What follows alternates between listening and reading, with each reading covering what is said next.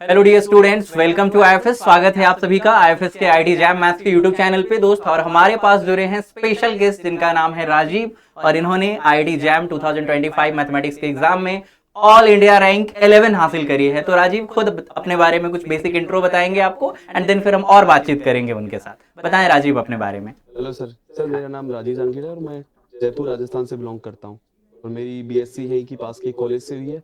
तो उसके साथ साथ मैंने जैम की तैयारी करी थी लास्ट ईयर 2024 के लिए, बट वो मेरा क्वालिफाई नहीं हुआ था। तो उसी दौरान मैंने सीयूटी पीजी दिया क्योंकि कहीं एडमिशन लेना था बैकअप के लिए। सीयूटी पीजी दिया, उसमें मेरे अच्छे मार्क्स थे। तो उसके बाद मैं हैदराबाद सेंट्रल यूनिवर्सिटी गया, वहाँ मेरा कुछ ऐसे ही प्रॉब्लम हुआ, सूट नहीं करा। फिर मैं जेएनयू दिल्ली आ गया था। फिर वहाँ भी मेरा मन नहीं लगा, पता नहीं क्या हुआ, तो मैं शिफ्ट हो गया घर आकर वापस जैम के लिए प्रिपरेशन करने लग गया। तो इस बार लकीली मेरी तैयारी भी ठीक थी, पिछले साल वाली तैयारी थी। इस बार बस मैंने प्रैक्टिस ज़्यादा करी और थोड़े मॉक वगैरह दिए और रिवीजन अच्छे से करा, तो लकीली मेरा इस बार अच्छे से और अच्छी रैंक के साथ हो गया। लकीली क्यों कहना, ऑब्वियसली आपने मेहनत करी है तभी जाकर नहीं, तो है ना। मैंने तो लास्ट ईयर भी करी थी ना। नहीं नहीं तो नहीं इस नहीं, तो बार मैंने लक का तो क्या ही है, मतलब कहीं ना कहीं नहीं, उतनी मैं मेहनत नहीं थोड़ा हो सा मैं पाई अपने लिए होगी। लक फैक्टर मानता हूँ इस चीज़ में। मैं थोड़ा सा अपने लिए लक फैक्टर मानता हूँ कि मेहनत मैंने दोनों बार करी थी, बट क्योंकि कई बार लक भी थोड़ा होना चाहिए आपका। हाँ ये तो है, तो मेहनत तो मतलब ऑब्वियसली है। कह सकते हैं, कह मेहनत तो सकते ऑब्वियसली है। हैं। आप हार्डली बिलीव कर रहे हैं उस चीज पे, चलो बढ़िया, बहुत बढ़िया। नहीं, हार्डली तो बिलीव नहीं कर रहा, मतलब मेहनत तो करी है ना सर। हाँ हाँ हाँ हाँ हाँ। तो दोनों चीजें ओरली है मेहनत मतलब करने उसमें। के बाद लाइक एक दो जगह हमने ट्राई करा पूरी मेहनत करके और सफलता नहीं मिली, और कहीं मिली तो फिर लकीली कहना बनता है, मतलब है ना। हाँ हाँ, ठीक है। बहुत सारे पेपर दिए, कभी ऐसा हुआ नहीं ना। मेहनत तो हर बार करते हैं, बट इस बार थोड़ा अच्छे से करी और चीजें सही भी हो गई। तो दोनों चीजें पॉजिटिव रही।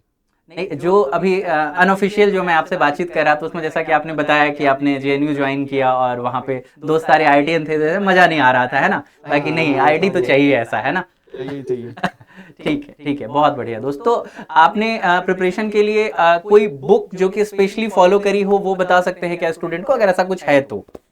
सर बुक मैंने स्टार्टिंग में कुछ पढ़ा नहीं था, लास्ट ईयर मतलब नोट्स वगैरह पढ़े थे, पर इस बार लगा कि थोड़ा सा बुक्स पढ़ना चाहिए। तो इस बार मैंने रियल एनालिसिस के एक्स के मापा जो है हाँ वो हाँ। थोड़ी सी देखी थी, जिसमें सीक्वेंस सीरीज और वो जो रियल के जो टॉपिक है वो वहां से पढ़े थे। बाकी और किसी के लिए मैंने बुक फॉलो नहीं करी, जो नोट्स अपने हैं। और ये प्रैक्टिस ज्यादा करी, प्रैक्टिस के मैंने सारे पीवाईक्यू जितने मैं कर सकता हूँ, चाहे वो नेट के हो, चाहे गेट के हो, चाहे एनवीएचएम के हो, चाहे टीएफआर के हो, सबके मैंने अपने हिसाब से करे। चाहे यूट्यूब से हो, चाहे जो भी पीडीएफ वगैरह अवेलेबल थी उनसे करके, और प्रॉब्लम बुक बनाई थी। उसमें सारे क्वेश्चन लिख लिए थे जो जेएम के अच्छा, सिलेबस से आपने मैच खुद करते की थे। प्रॉब्लम बुक बनाई थी मतलब। हाँ, मैंने प्रॉब्लम कॉपी बनाई जिसमें हाँ मतलब हाँ। कम से कम हर टॉपिक की एक कॉपी है मेरे पास, जिसमें सारे क्वेश्चन है। तो मैं फर्दर कोई स्टडी करूंगा या एग्जाम के लिए तैयारी करूंगा, उसमें भी हेल्प करेगी वो मेरे को। ठीक है, तो ये लाइक जूनियर्स के लिए एक सजेशन की तरह हो सकता है ना, कि वो जब हाँ क्वेश्चन प्रैक्टिस करते हैं तो एक नोटबुक खुद की वो बना सकते हैं स्पेशली प्रॉब्लम के कलेक्शन की, और इसमें उसको वो स्टार मार्क भी कर वो बहुत सकते हेल्प हैं कि करता है। हाँ, उस पर स्टार मार्क प्रॉब्लम होती हाँ है, अच्छी प्रॉब्लम होती है, हाँ। उसमें पता रहता है, रिवीजन करने के लिए बहुत हेल्पफुल रहती है वो। चलो बहुत बढ़िया। और दोस्त, एग्जाम के लास्ट के जो कुछ समय होते हैं ना, लाइक एक दो वीक पहले का जो टाइम होता है, आमतौर पे स्टूडेंट उसमें थोड़ा तनाव में होते हैं, स्ट्रेस में होते हैं। तो हाँ, आपका कैसा हालचाल था, आप क्या कर रहे थे उस समय। उस टाइम मुझे ऐसा लग रहा था कि मैं सब भूलता जा रहा हूँ।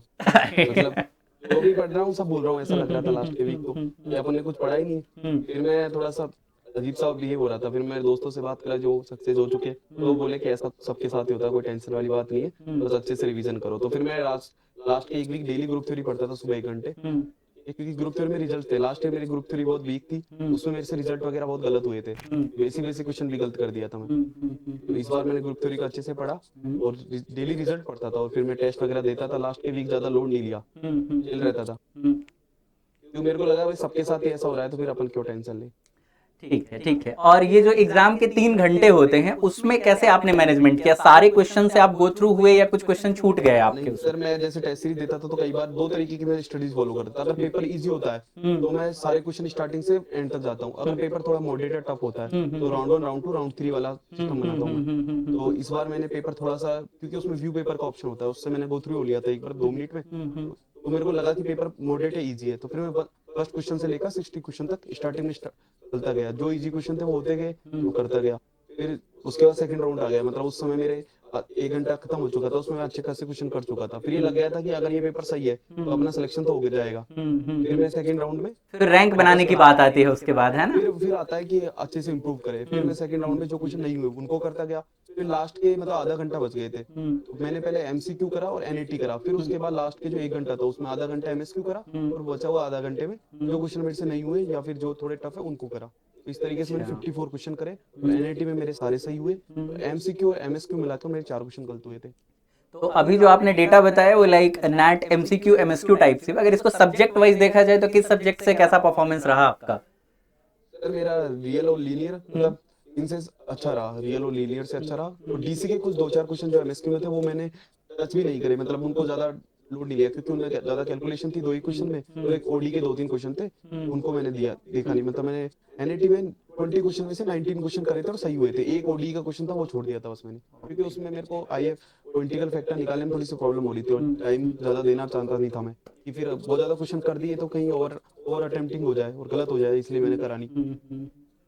बहुत बढ़िया, बहुत बढ़िया। दोस्तों आगे आप फर्दर जैसा कि हमारी बातचीत भी हुई, आपने कहा कि आप मिल तो आईआईटी बॉम्बे भी सकता है बट आप आईआईटी दिल्ली चाह रहे हैं, तो आप फर्दर रिसर्च में जाना चाह रहे हैं या फिर आप टीचिंग में कैरियर बनाना चाह रहे हैं, मतलब एकेडमिक्स में रहना चाह रहे हैं, क्या है? एकेडमिक में टीचिंग में बनाना चाहता हूँ। ओके, रिसर्च में मेरा इतना खास इंटरेस्ट है नहीं है, कॉलेज में जाने के बाद अगर कुछ बनता है तो वो बात अलग है। तो वहां जाके नया इंटरेस्ट जगा, जैसे दोस्त लोग कुछ ऐसे बन गए कि इंटरेस्ट जग गया तो अलग बात है ना? वो अलग बात है, ऐसे ओपन है हम सबके लिए।